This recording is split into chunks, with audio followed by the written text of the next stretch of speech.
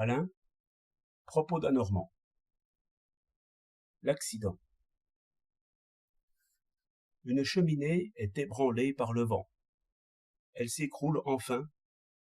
Une pierre tombe sur la tête d'un passant et le tue. Cela fait 6 lignes pour un journal.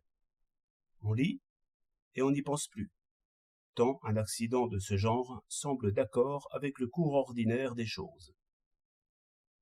Mais si la pierre tue quelqu'un que vous connaissez bien, alors vous considérez attentivement ce fait avec toutes ses circonstances, et vous n'arrivez pas à l'accepter. Vous essayez de le nier. Vous vous dites, la cheminée aurait pu résister un peu plus longtemps, le vent aurait pu souffler un peu moins fort à ce moment-là. L'homme aurait pu prendre une autre rue, entrer chez le bouquiniste, passer sur l'autre trottoir, s'arrêter pour se moucher, se détourner pour éviter une flaque d'eau. Le moindre changement dans toutes ces circonstances rendait l'accident impossible. Et comme tous ces changements nous apparaissent comme possibles et même faciles à réaliser, nous accusons quelque destin ennemi qui a voulu cet événement et non un autre.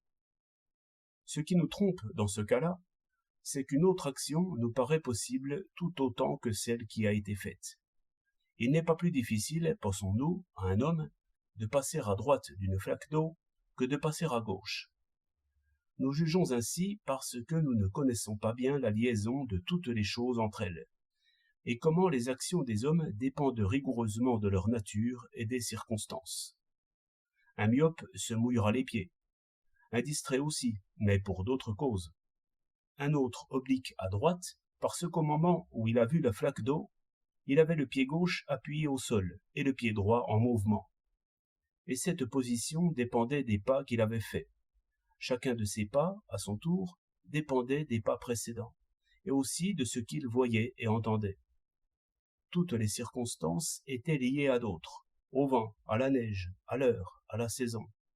Ainsi, pendant que cet homme prudent cherchait son chemin le long de la rue, comme s'il avait su où il allait, les circonstances le roulaient vers l'accident, comme le vent pousse les feuilles sèches et les flocons de neige. Vous demandez, vous, qu'il se soit trouvé 1 mètre plus loin au moment où la pierre arrivait, et vous croyez demander peu de choses. En réalité, vous demandez un autre univers à ce moment-là, car tout se tient, et un autre univers l'instant d'avant, et d'autres univers d'instant en instant, différents de ce qu'ils ont été, jusqu'au fond des siècles. Et peut-être un de ces changements vous aurait tué, vous qui raisonnez si bien.